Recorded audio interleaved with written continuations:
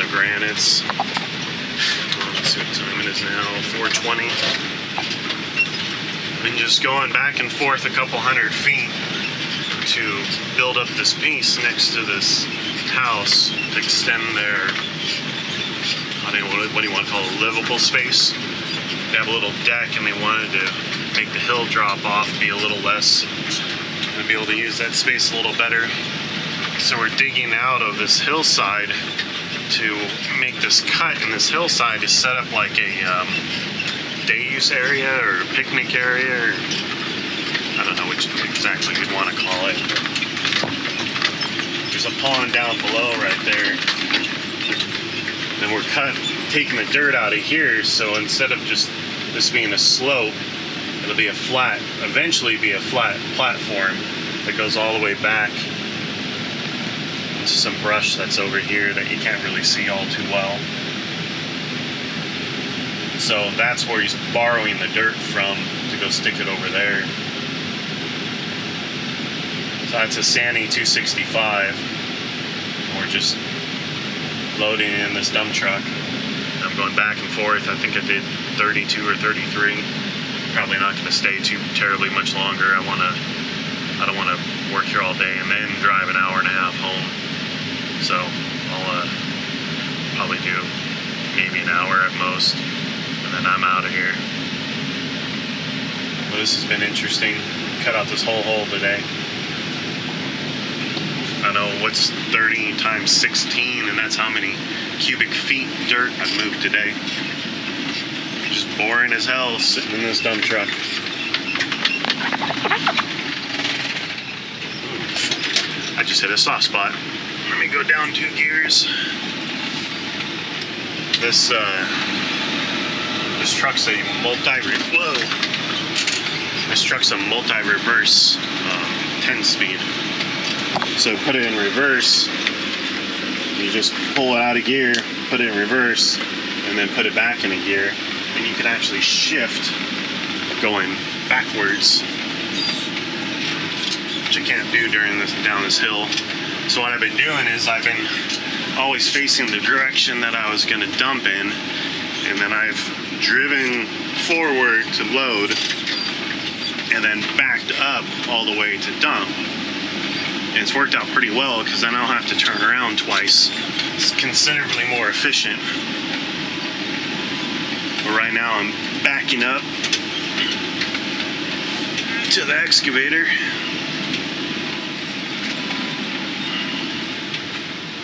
As best as I can.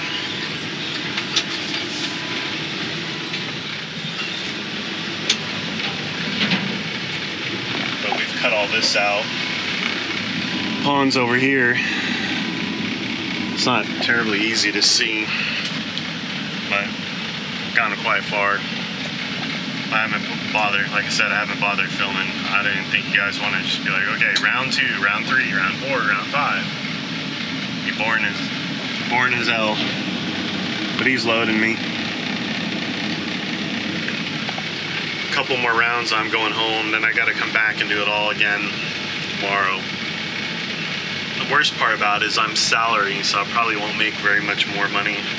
Maybe flip me $100 or $200 more than my usual pay to do this all day over the weekend for 2 days.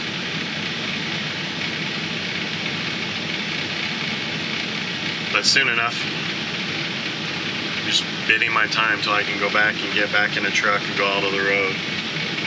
But for now, I'm just doing this. Nice part is the Sani 265's got a 2-yard bucket, so it's 7 scoops. Really 8 scoops. He's really topping this truck off. Not going real far.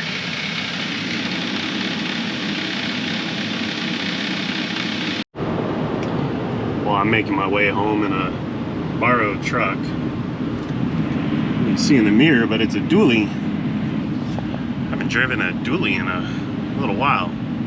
These things are like 70 grand. Be nice to be able to have one. I've never used it as a dually, but be nice.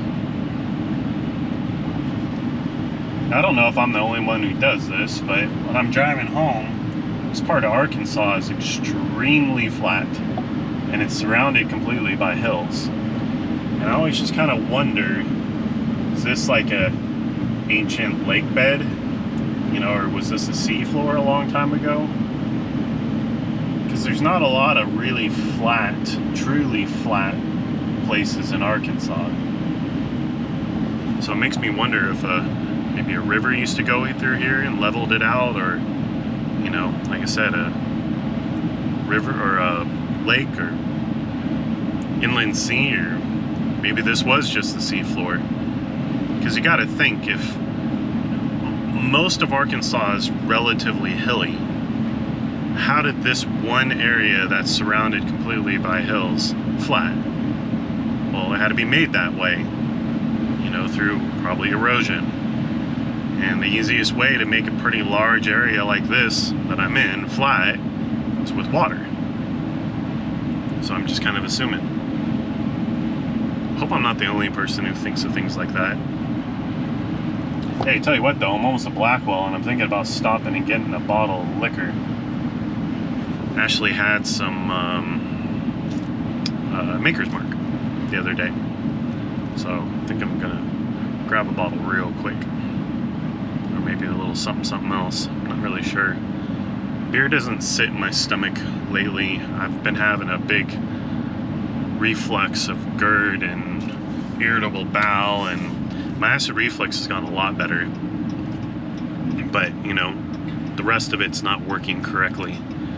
So I've been skipping out on beer, but I wonder if I have a Maker's Mark and Squirt or whatever else they do at night, it'll sit on my stomach just a little bit better. I don't know.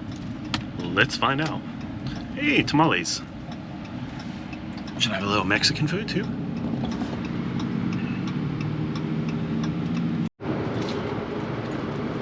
Well, the sun's setting just not too far from home. Hungry.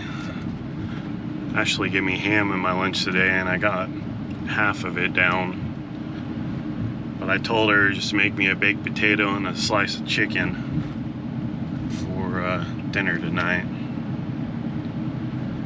Sinuses hurt like crazy. I'm allergic to smoke, and this truck's been smoked in, and that our dump truck's been smoked in pretty heavily.